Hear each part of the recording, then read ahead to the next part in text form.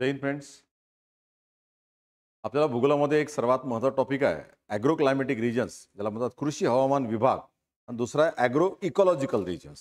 आता agro ecological reasons कृषी परिस्थितिकीय विभाग, भारत आणि महाराष्ट्र या दोघांमध्ये सुद्धा जे आहे दोन रिजन्स काय आहे, दोघांमधला फरक काय आहे आणि ती स्ट्रॅटेजी कशासाठी वापरली जाते, त्याला आपण ॲग्रिकल्चर डेव्हलपमेंटमध्ये रिजनल प्लॅनिंग ही जी स्ट्रॅटेजी असते की त्या अंतर्गत पूर्ण कोणत्या एरियाचा विकास करायचा असेल तर आपण त्या एरियाचे आपण रिजन्स पाडतो, ज्याला म्हणतात विभाग. आता रिजन म्हणजे काय, तर रिजन म्हणजे असा एक भौगोलिक भाग त्यामध्ये विशिष्ट गोष्टीवर जे आहे साम्यता व एकजीवपणा असतो. दोन शब्द आहे, एक युनिफॉर्मिटी, दुसरा शब्द आहे होमोजिनिटी. मग ते कोणत्या गोष्टीवर असते, तर तीन गोष्टीवर. एक प्राकृतिक म्हणजे फिजिकल रिजन्स, ज्यामध्ये लँड असेल, त्यानंतर सॉईल असेल किंवा जे आहे रॉक असेल या क्लायमेट असेल, हे झाले फिजिकल रिजन्स म्हणजे प्राकृतिक विभाग.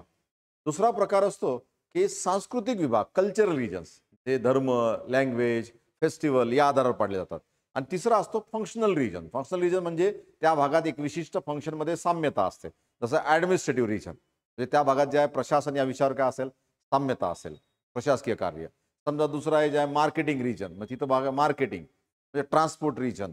असे आपण शब्द काय करतो म्हणजे जे आहे स्पिअर ऑफ अर्बन इन्फ्लुएन्स जो असतो ना सिटीजमध्ये वगैरे, तर त्या शहराचा संबंध कोणकोणत्या ज्या भागाशी येतो त्यावरनं सुद्धा आपण रिजन्स काय करतो, पाडतो. त्याला आपण फंक्शनल रिजन म्हणतो. फॉर एक्झाम्पल प्लॅनिंग या आधारावर आपण पाडत असेल तर त्याला काय म्हणणार, फंक्शनल रिजन. आता आपल्याला जे आहे काय करायचं आहे, प्राकृतिक विभाग पाहायचे, ॲग्रो क्लायमॅटिक रिजन्स आणि ॲग्रो इकॉलॉजिकल रिजन्स. आता ॲग्रो क्लायमॅटिक रिजन्स जर म्हटलं, ठीक आहे, आता ही प्लॅनिंग कमिशनची स्ट्रॅटेजी आहे 1985 पासून जे आहे भारताचा विकास करण्यासाठी. आणि महाराष्ट्र लेवलला सुद्धा ॲग्रो क्लायमॅटिक रिजनल प्लॅनिंग आहे. तर विकास करण्यासाठी जे आहे तर आपण संपूर्ण भारताचे, हे संपूर्ण भारताचे 15 रिजन्स पाडलेले आहे. म्हणजे जर इंडिया जर घेतला तर इंडियाचे 15 रिजन्स आहेत. आणि हे जे 15 रिजन्स आहे यापैकी जे आहे, तर जेव्हा आपण महाराष्ट्र पाहतो तर या 15 पैकी 7 नंबर, 9 नंबर आणि 12 नंबरचे जे 3 नंबरचे रिजन आहे 15 पैकी महाराष्ट्रात येतात. आणि महाराष्ट्रात कृषी हवामान विभाग किती पाडलेले आहे, 9 पाडलेले आहे, 9. म्हणजे हे ॲग्रो क्लायमॅटिक रिजन्स आहे महाराष्ट्रातले 1 2 3 4 5 6 7 8 9. ठीक आहे, म्हणजे तुम्हाला हाय प्रश्न येऊ शकतो की ॲग्रो क्लायमॅटिक रिजन्स इंडियामध्ये 15 आहे त्यापैकी कोणत्या नंबरचे जे आहे महाराष्ट्र येतात, तर 7 9 12. आणि त्या 3चे आपण किती पाडले, तर महाराष्ट्रात जे आहे आपण 12 पाडले, सॉरी 9 पाडले. आता हा झाला ॲग्रो क्लायमॅटिक रिजन. मग ॲग्रो क्लायमॅटिक रिजन्समध्ये जेव्हा आपण रिजन पाडतो तर कोणते फिजिकल फॅक्टर्स घेतो, ज्यामध्ये आपण जे आहे वर्गीकरण करतो. तर पहिलं जे आहे प्राकृतिक विभाग म्हणजे तिथलं भूस्वरूप कसं आहे, भौगोलिक रचना. दुसरा भाग जे आहे तिथं जे आहे क्रॉप्सचा विचार करतो. त्यानंतर हवामानाचा विचार करतो, क्लायमेटमध्ये कशाचा विचार करतो, पर्जन्य आणि जे आहे तापमान. या आधारावर आपण काय करत असतो, ॲग्रो क्लायमॅटिक रिजन्स पाडतो. आता या ॲग्रो क्लायमॅटिक रिजन्समध्ये सॉईलला खूप कमी महत्व आहे. जो मृदा जो भाग आहे तर मृदा भागाला महत्व खूप कमी आहे. त्यामुळे याच्यात सर्वात जास्त महत्व कशाला आहे, पर्जन्य म्हणजे पाऊस किती पडतो, पर्जन्यानुसार जे आहे पर्जन्य आणि पर्जन्य दिन म्हणजे पावसाचे दिवस, याला खूप जास्त महत्व आहे. मग आता पर्जन्य महत्वाचं आहे पण सॉईलकडे इथं काय होते, दुर्लक्ष होते. आता ॲग्रो क्लायमॅटिक रिजननुसार जेव्हा कृषीचा विकास झाला तर सॉईल आस्पेक्ट निग्लेक्ट झाला. त्यामुळे सॉईलचे जे आहे सुपीकता, सॉईलचं जे परिस्थितीकीय संतुलन आहे, इकॉलॉजिकल स्टॅबिलिटी आहे, तर ती काय आली, आता ती डिस्टर्ब झाली. म्हणून आपण ॲग्रो क्लायमॅटिक रिजन्स यावरून ॲडव्हान्स कन्सेप्ट कोणता घेतला, ॲग्रो इकॉलॉजिकल रिजन्स. आता नवीन कोणता कन्सेप्ट आहे, ॲग्रो म्हणजे कृषी परिस्थितिकीय विभाग. आता कृषी परिस्थितिकीय विभाग जर समजा आपण पाहिले, ठीक आहे, तर जे आहे तर संपूर्ण भारताचे कृषी इकॉलॉजिकल, हा लक्षात घ्या, इंडियाचे किती पाडले, 20 पाडले, 20.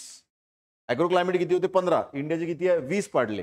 आणि या 20 पैकी, ठीक आहे, या 20 पैकी महाराष्ट्रात 5 6 10 12 आणि 19 हे 5 जे आहे कुठे येतात, महाराष्ट्रात. मग महाराष्ट्राचे कृषी परिस्थितिकीय विभाग जर विचारले तर भारताचे 20, तर महाराष्ट्राचे किती, 5.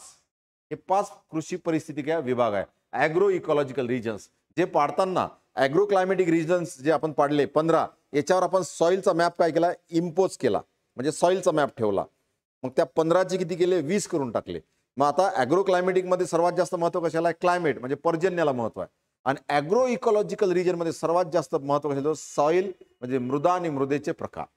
मृदेनुसार जे आपण काय करतो, ॲग्रिकल्चर डेव्हलपमेंटची स्ट्रॅटेजी आहे तर ॲग्रो क्लायमेटिकमध्ये आपण पर्जन्यानुसार विचार करतो किती सेंटीमीटर पाऊस आहे, परंतु पाऊस जरी सारखा असेल पण तिथली सॉईल जर वेगवेगळी असेल तर स्ट्रॅटेजी काय पाहिजे, वेगवेगळी पाहिजे, असा भाग असतो ना. त्याच्यामुळे काय केलं मग आपण ॲग्रो इकॉलॉजिकल रिजन, शाश्वत कृषी, सस्टेनेबल ॲग्रिकल्चरचा विचार करून सॉईलला महत्त्व जास्त दिलं. म्हणून ॲग्रो क्लायमेटिक रिजन्स ते तर फॅक्टर घेतलेच आपण, प्लस सॉईल घेतला म्हणजे मृदेचे प्रकार, plus length of growing period म्हणजे त्या पिकाचा जे आहे ग्रोईंग पिरियड किती आहे, म्हणजे काही पिकं 60 दिवसाचे, काही 90 दिवसाचे, काही 120 दिवसाचे. तर लेंथ ऑफ ग्रोईंग पिरियड हा सुद्धा आपण काय केला त्या एरियाचा लक्षात घेतला. म्हणजे ॲग्रो क्लायमेटिकचे फॅक्टर्स तर घेतलेच, plus soil plus length of growing period, यावरून आपण ॲग्रो इकॉलॉजिकल रिजन्स पाडले. आता जे आहे, आता याच्यामध्ये जे आहे कोणते लक्षात ठेवायचे, तर जे आहे गोष्ट लक्षात घ्या, ॲग्रो क्लायमेटिक रिजन्स जेव्हा आपण पाहतो तर याच्यात लक्षात ठेवण्यासारखे कोणते आहे, जे आहे हा पश्चिम किनाऱ्याला 12 नंबरचा आहे आणि पूर्व किनारा 11 नंबर आहे. आणि जे अंदमान निकोबार बेटा आयलंड कशामध्ये येतात, 15 नंबरमध्ये येतात. ठीक आहे, म्हणजे सर्व काही लक्षात ठेवायची तुम्हाला काही गरज नाही आहे. महत्वाचे जरी ठेवले, एक दोन एक्झाम्पल जरी दाखवले तरी भरपूर आहे. तर 11 नंबर पूर्व किनारा, पूर्व किनारी प्रदेश आणि मैदान, आणि 12 जे आहे 12 किनारी मैदान, पश्चिम किनारा म्हणजे 12 नंबर, आणि 15 नंबर कोण येतं जे आहे तर आयलंड्स. ठीक आहे, हा भाग येतो 15 नंबर आयलंड्स. इथं जे आहे गोष्ट लक्षात घ्या की हे जे आहे हे जर आपण समजा महाराष्ट्रात जर घेतले तर महाराष्ट्रात 9 कृषी हवामान विभाग आहे. आता महाराष्ट्रातले कृषी हवामान विभाग कसा आहे, समजा हा महाराष्ट्र आहे. आता महाराष्ट्रामध्ये इथं काय जांभी मृदा आहे आणि इथं जे आहे काय, इथं तांबूस तपकिरी मृदा आहे, म्हणजे दक्षिण कोकणामध्ये जांभी मृदा. मग पहिला कोणता आहे, जांभ्या जमिनीचा अतिपर्जन्य. आता दक्षिण कोकणात पाऊस काय जास्त, म्हणून हा जांभ्या मृदेचा अतिपर्जन्याचा भाग. आणि हा वरचा जे आहे बिन जांभा म्हणजे जांभा मृदा नसलेली म्हणजे लॅटराईट सॉईल, ही जी आहे कोणती सॉईल आहे, ही जास्तीत जास्त कोणती आहे, तांबूस तपकिरी आहे, रेड सॉईल येते इकडे. ठीक आहे, इकडे पाऊस जास्त, इकडे पाऊस काय कमी आहे. ही 200 सेंटीमीटर पेक्षा इकडे पाऊस जास्त आहे, आणि इकडे उत्तर कोकणात 200 सेंटीमीटर पेक्षा पाऊस काय कमी आहे. ही जी लाईन आहे ना ही अशी, तर 250 सेंटीमीटरची लाईन येते, आपण पर्जन्यामध्ये बघितलं असेल. हा पहिला भाग, हा दुसरा भाग. तिसरा जो भाग आहे तिसरा आहे सह्याद्रीचा घाटमाथा. हा म्हणजे हे जर सह्याद्री असेल असा तर सह्याद्रीचा घाटमाथा, आणि सह्याद्रीचा घाटमाथा हा 3ऱ्या नंबरचा भाग आहे. 3ऱ्या नंबरचा परीक्षेला प्रश्न येऊ शकते, मॅच द पेयर्स. 4थ्या नंबरचा भाग आहे हा संक्रमण भाग आहे. 5व्या नंबरचा हे संक्रमण भाग आहे. 6व्या नंबरचा जे आहे कोणता आहे, म्हणजे कमी पावसाचा, हा जो आहे ना काटेरी वने, हा किती नंबरचा आहे तर जे आहे 6व्या नंबरचा. आता हा जो 7 नंबरचा जो भाग आहे, 7 नंबरचा बघा, निश्चित पर्जन्याचा आणि प्रामुख्याने खरीप पिकाचा. 7 नंबरचा हे 75 सेंटीमीटरची लाईन, हा जो आहे ना हा 7 नंबरचा जो भाग आहे निश्चित पर्जन्याचा भाग आहे, निश्चित. आणि भाग नंबर जे आहे 5, हा जो 6 आहे, हा 6 अनिश्चित पर्जन्याचा भाग आहे, आणि हा निश्चित पर्जन्याचा भाग 7 नंबरचा. त्यानंतर 9 नंबरचा पुरेसा ते भरपूर पर्जन्यवृष्टीचा भाग 8 नंबर, हा 8 नंबर, आणि हा कोणता आहे 9 नंबर. 9 नंबर मध्ये काय, संमिश्र खडकापासून तयार झालेला जमिनीचा जास्त पर्जन्याचा भाग. हा जो भाग आहे हा तांबड्या मृदेचा पूर्व विदर्भाचा भाग. इथं पूर्व टेकड्या आहे, इथं पावसाचं प्रमाण काय जास्त, 150 सेंटीमीटर पेक्षा सुद्धा इथं पाऊस बघा 150 सेंटीमीटर. ही जी लाईन आहे ही कितीची आहे, 150 सेंटीमीटर पेक्षा जास्त पावसाची आहे. म्हणजे इथं साधारणतः जे आहे 100 सेंटीमीटर पाऊस काय जास्त. आणि गडचिरोलीमध्ये या भागात किती पाऊस आहे, 150 सेंटीमीटर पेक्षा जास्त. आता हा जो भाग आहे या भागात कोणती मृदा आढळते, पिवळसर तांबडी मृदा. पण एवढं छोटासा जर भाग दाखवला, गडचिरोलीमध्ये जर एक टिंब असं दाखवलं, एक असं टिंब, तर हा गडचिरोलीमधली कोणती मृदा आहे, जांभी मृदा, लॅटेराईट सॉईल आहे, लॅटेराईट सॉईल. ठीक आहे, असं. मग हे 9 भाग आहे. 9 भागामध्ये पहिला जांभ्या मृदेचा अतिपर्जन्याचा, हे बिगर जांभ्या मृदेचा. तिसरा भाग जो आहे तो आहे घाटमाथा, सह्याद्रीचा.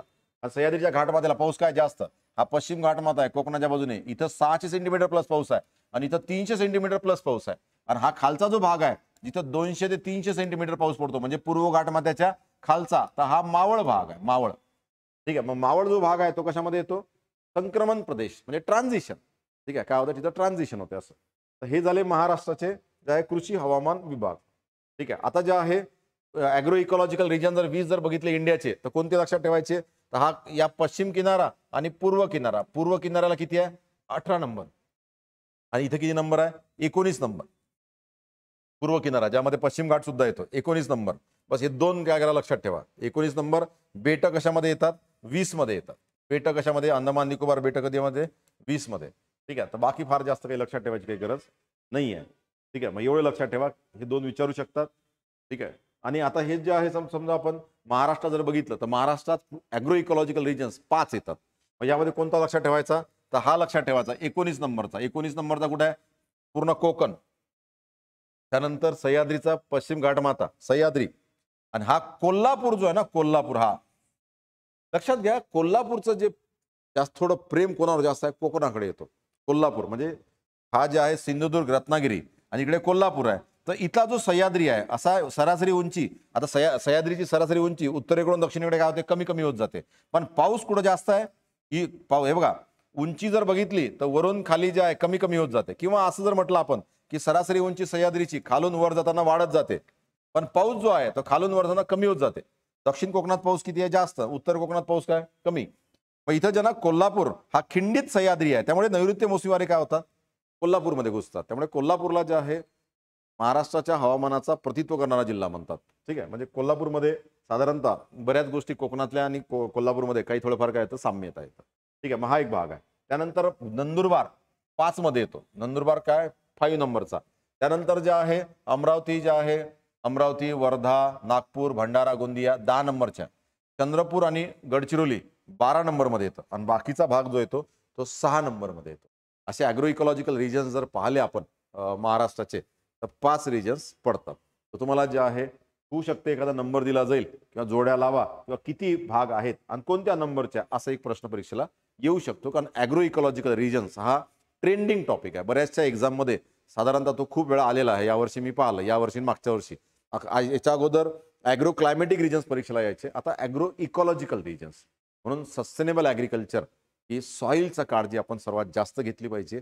कारण ते की कोणताही जे आहे रिसोर्स असो, तो जर डिप्लीट झाला तर आपल्याला रेज्युनेट करता येते, बट सॉईल नाही करता येत. वॉटर असेल, एअर असेल, ते फिल्टर करता येते किंवा रिस्टोर करता येते, परंतु सॉईल रिक्लेम नाही करता येत. सॉईल जे आहे एकदा का वेस्ट झाली तर जे आहे ते ती फॉरएव्हर राहते, आणि ती जर रिक्लेम करतो म्हटलं तर ट्रिमंडस कॉस्ट आहे. त्यामुळे आपण सॉईलची सर्वात जास्त काळजी घेतली पाहिजे. म्हणून आपण ॲग्रो क्लायमॅटिक रिजन्सवरून ॲग्रो इकॉलॉजिकल रिजन्सवर आपण गेलो आहे. Okay, thank you very much. जय हिंद, जय भारत.